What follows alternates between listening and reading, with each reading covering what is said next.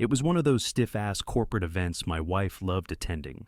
Wine glasses clinking, fake smiles flashing, everyone pretending their lives were something out of a magazine spread. My name's Alan. I'm 57 now, but this was a couple years ago, back when I still played house in that high-end zip code just outside Madison. Melissa, my wife, had this perfect image of us burned into her brain.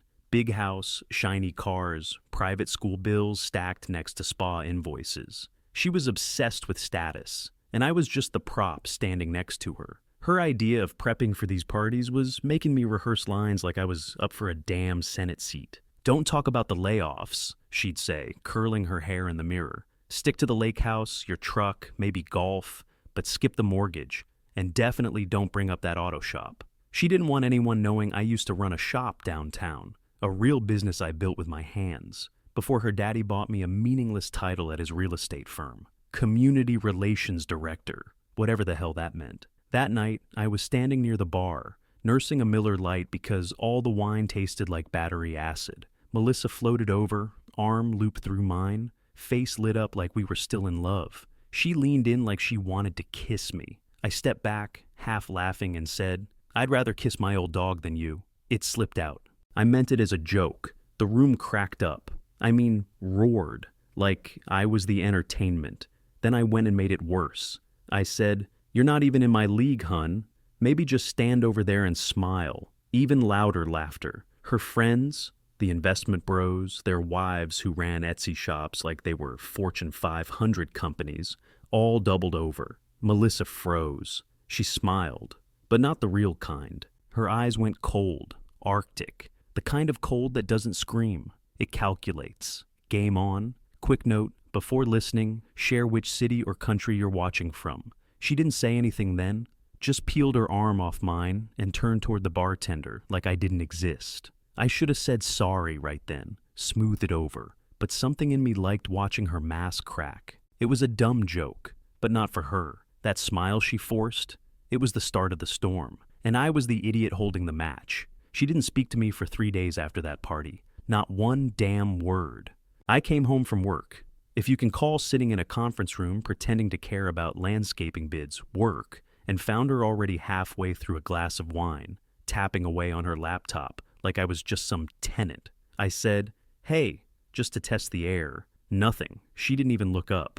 That was how things went with Melissa. She didn't yell. She erased, quiet, efficient, brutal. Before that party, it had already started, bit by bit, like rust creeping under paint. She used to brag about me. Back when I was running the shop, fixing up engines, doing honest work, she said she liked that I could build things with my hands, that I didn't care about stocks or client dinners or optics. But once her dad pulled strings and made her VP, everything changed. Suddenly, my hands were too rough. My jokes weren't funny enough. She started introducing me like I was part of the decor. "This is Alan. He does community engagement for our properties," she'd say, with that glossy smile that didn't reach her eyes. Or, sometimes it was, "He supervises renovations." I'd just nod like a trained parrot, sipping my drink and trying not to punch drywall. She picked my clothes for every party, down to the socks.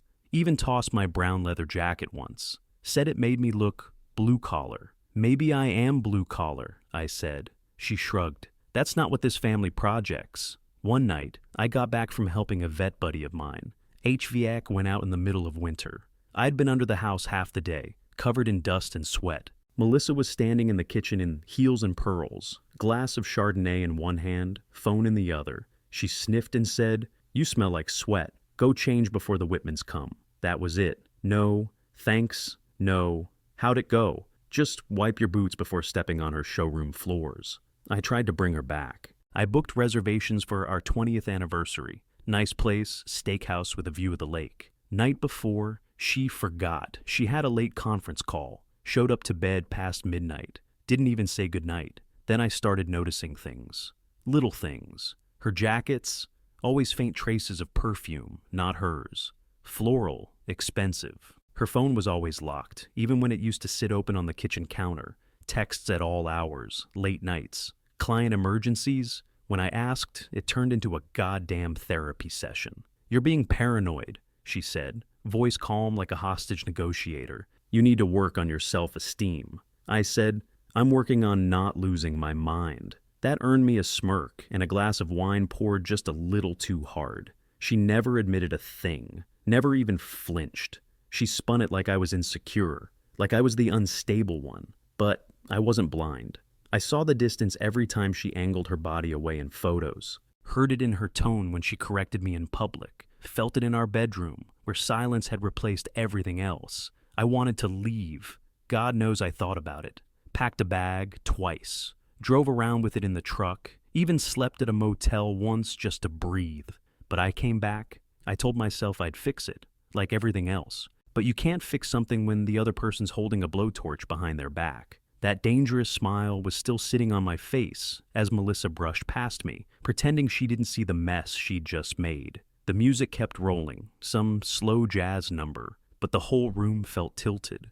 I followed her off the dance floor because I wasn't done.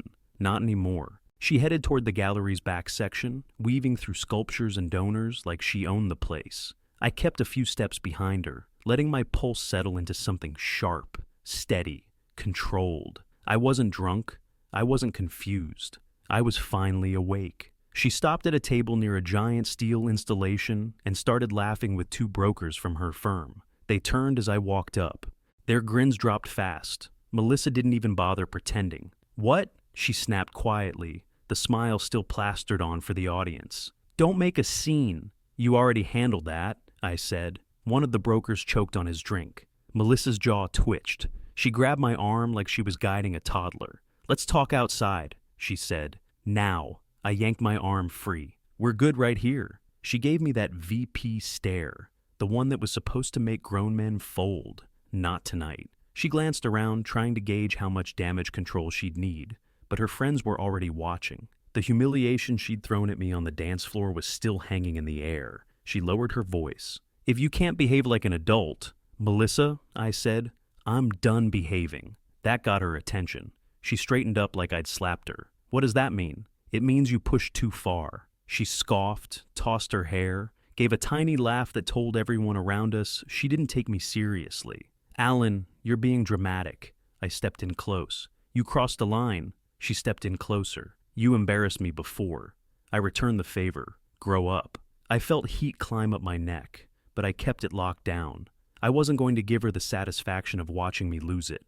I let her walk ahead a few steps, pretending she'd won again, pretending I was the same man she'd been training like a pet. But the switch flipped the moment she turned away. I followed her deeper into the gallery, toward the part where the crowd thinned out and the lights dimmed. Some glass display cases threw reflections across the floor. Her heels clicked like a countdown. She kept whispering apologies to people she passed, downplaying, smoothing, acting like nothing had happened. I caught up. "You think this is about pride?" I said. She didn't turn. "Alan, stop. We're not doing this here. You made me into a joke." She wheeled around fast. "You're the one who refuses to evolve. You make everything difficult. Every event, every dinner, every lie," I asked. Her face tightened. "Don't start." I leaned in close so only she could hear. "You think I don't know about the late nights?" "I work," she hissed. "You think I don't know about the perfume?" She froze. Just for a second, but I caught it. That pause told me everything I'd suspected. Then the mask snapped back. "You're insecure," she said. "You always have been. That's why you lash out. That's why you embarrass me. You humiliated me out there. And I'd do it again," she said. "Because maybe you'd finally learn your place." Something cold slid through me. Not fear, clarity. The exact moment a person stops being your partner and becomes your opponent. Behind us, the music shifted into another slow track. People laughed and clinked glasses. Melissa crossed her arms, waiting for me to apologize. Expecting it. She always expected it. Instead, I stepped back, squared myself, and let that dangerous smile return. She looked confused. "What are you doing?" "Ending the warm-up," I said. I moved back toward the crowd with that tight smile still locked on my face, the one Melissa hated because she never knew what it meant. She followed a few steps behind me, heels hitting the floor fast, like she was trying to catch a runaway cart before it rolled into traffic. "Alan," she hissed, "don't embarrass yourself." I didn't slow down. I didn't even look at her. I walked straight into the center of the room where the jazz quartet was easing into another song. The donors were laughing, sipping wine, pretending to understand modern art. I slipped my phone out of my jacket, thumbed it awake, and let my pulse settle into something steady, controlled, mechanical. All those months of digging. This was the moment they were built for. I'd known something was off long before that night. At first, it was just her late hours and the perfume. Then it was the extra credit card charges, the travel receipts that didn't match her schedule. When you run a shop for 15 years, you learn to listen for lies the same way you listen for engine knock, small rattles that tell you something worse is coming. So the tracking I'd already been doing suddenly made sense. Every transfer, every business dinner, every hotel she never mentioned. And when that wasn't enough, I called in a guy I'd worked with years ago, Carl, a tech wizard who went from rebuilding transmissions to digging through encrypted drives. He owed me a favor. He took one look at her financial activity and whistled. "Man," he said, "your wife is running more shell accounts than an offshore casino." He found Belize accounts tied to her investor retreats, strings of payments routed through fake LLCs, and a chunk of cash missing from the one place nobody should ever touch, the firm's pension fund, her dad's pension fund. I didn't blow up then. I waited, patient, controlled, quiet. A man who knows how to hold a wrench knows how to hold a secret. And when she humiliated me on that dance floor, that was my green light. I stepped right in front of the jazz quartet, close enough that the sax player stumbled back. Conversations died out like someone hit a switch. Faces turned toward me. All those polished people froze with their wine glasses half lifted. "Interesting, Melissa," I said, loud, clear, sharp. "You want to talk standards?" Her heels clicked fast behind me. "Alan, stop." "No," I said. "Not tonight." People glanced between us like they'd stumbled into live theater. Melissa's smile looked stapled on. "You know," I continued, "I've been thinking about the standards you keep bragging about. The ones you seem to forget while skimming money from the Whitmore retirement fund." It hit the room like a power outage. Someone gasped. Someone else muttered, "What the hell?" Melissa's face drained. Her lips moved, but no sound came out. I clicked my phone and tapped play. Her voice poured out of the speakers. "As long as we shift the dividend report, nobody will notice." Dad signs off without reading.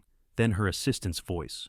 "We'll move the 80 grand through Westbridge Holdings, then close the shell." The music stopped mid-note. A wine glass slipped out of a board member's hand and shattered. Someone's wife covered her mouth. A couple near the gallery doors backed away like we were contagious. Melissa lunged toward me, whispering, "Turn it off!" "Alan, turn it off now." "No," I said, "not until they hear all of it." I swiped again, pulled up screenshots, emails, voice memos Carl had decrypted. I turned the phone so the crowd could see the dates, the signatures, the transfers. One of the senior partners stared at the screen like his whole life had been rewritten. "That's not real," Melissa snapped. "He's making this up." I raised an eyebrow, then explained the shell companies, the Belize account, the invoices signed with your login. She opened her mouth again, but her boss's wife stepped forward, face white as drywall dust. "Melissa, what did you do?" Melissa shook her head like she could make the world blink away. "This is twisted. Let's play." Security moved in, unsure which one of us was the threat. The gallery director hovered nearby, wringing his hands, asking if someone needed water. "Idiot." Melissa tried to grab my arm. I stepped away fast. "You're done," I said. Then I turned toward the board members huddled near the sculpture display and walked straight at them. I didn't wait for the dust to settle. The second I stepped out of that gallery and hit the cold night air, I knew what my next move was. I drove home, walked straight into my office, and pulled the divorce packet out of the drawer where I'd hidden it weeks earlier. It felt heavier than paper, felt like the first real thing I'd held in months. I filed the next morning. My lawyer, Ron, showed up to our meeting with a grin big enough to split his face. He handled construction suits mostly, contractor disputes, busted contracts. But when I dumped the evidence on his desk, his eyebrows shot up. "Jesus, Alan," he said. "You basically brought me a career highlight." "We're hitting her with everything," I said. "Fraud, financial abuse, marital theft, whatever." She filed for emotional distress, saying I created a hostile home environment by refusing to move out. She even argued I'd sabotaged her reputation by intentionally misrepresenting her finances. Ron laughed so loud in his office I thought the windows might crack. "She's swinging blind," he said. We'll bury every one of these. I sent the full audit package to the firm's board. Everything Carl had uncovered. No commentary, no threat. Just numbers, signatures, and her own voice doing the rest. 2 days later, my phone rang. Her dad. The man who used to glare at me like I didn't deserve the chair I sat in. His voice was flat, tired. "What do you want, Alan?" "I want out," I said. "But not before she gets what's coming." He didn't argue. He didn't defend her. He just breathed into the phone for a long moment, like he finally saw the mess she'd turned into. "The board is meeting tonight," he said. "Expect fallout." Fallout came fast. The pension board filed charges. Full investigation. The IRS jumped in next, sniffing through every account tied to her name. Her downtown condo, the one she swore was just an investment property, got seized while she was still at work. Reporters started circling her building. Someone took a photo of her walking out with her head down, hair pulled back, totally stripped of that VP shine. Her name blew up online. Blogs, business forums, local news stations. Executive accused of misusing pension funds. Real estate VP under IRS review. Every headline dragged her a little deeper. She went from rising star to cautionary tale overnight. I didn't gloat, didn't need to. Watching the truth do its work felt cleaner than revenge ever could. But Melissa didn't go quietly. She showed up at the house one night, pounding on the door hard enough to rattle the hinges. When I opened it, she pushed inside like she still owned the place. "You destroyed me," she said. "Are you proud of yourself?" "You destroyed yourself," I said. "You didn't have to make it public. You did that." She stared at me, breathing hard, shaking. Not fully from anger, not fully from fear. Her life was unraveling in real time, and she knew I wasn't going to hold the pieces together for her anymore. "You're going to regret this," she said. "No," I told her. "I'm finally done regretting things." She stormed out, slamming the door so hard a picture frame fell off the wall. I picked it up, set it face down on the table, and grabbed my keys. Then no cell signal, no cameras, just woods, water, and dust. I parked the truck and stood on the porch for a while, breathing in the kind of silence you forget exists when you've spent 2 decades with someone like Melissa. Inside, it smelled like pine and old motor oil. The plumbing still worked, so did the fireplace. That was all I needed. I spent the first month saying maybe a dozen words to anyone. Hiked in the mornings, chopped wood when I felt angry, drank coffee black and bitter. The '72 Chevelle was still under the tarp out back. Same one I told myself I'd restore when I had the time. Time's funny when your whole life burns down. Every bolt I tightened felt like shaking off a weight. My hands remembered everything. That car didn't judge me, didn't ask questions, didn't care about cufflinks or scandal. It just needed work. Real, honest work. Then I got a text from our son. First one since the blow-up. "Mom said you humiliated her." I stared at it for a while. Could have written a novel in response. I just typed back, "I told the truth." Didn't hear from him for a few weeks. Then one Saturday afternoon, I heard tires crunching up the gravel. He stepped out of his car with a tackle box in one hand and a 6-pack in the other. "Still fish in that lake?" he asked. "Only the dumb ones," I said. We didn't say much out on the boat. Didn't have to. The water was still, the sun was warm, and every now and then he'd glance at me like he wanted to ask something. He didn't. Just passed me the beer, reeled in, cast again. When he packed up to leave, he gave me a hug. Not a pat on the back hug. A real one. Firm, long, the kind a man gives when he doesn't know how to say everything else. He didn't say goodbye when he got in the car. Just gave me a look. I watched him drive off until the trees swallowed the taillights. Didn't cry. But I sat on that porch for a long time after. Let the quiet hold me. Let it remind me I was still here. Then I got up, wiped my hands, and went back to work on the Chevelle. Few months after that fishing trip, I was picking up screws and welding rods at the hardware store in Minocqua when I heard my name. I turned and saw her, one of Melissa's old wine night friends. Pearl earrings, sharp bob, same fake friendliness in her voice. "Alan," she said, like we were neighbors instead of survivors from the same wreck. "Didn't know you moved up here." "Been a while," I said.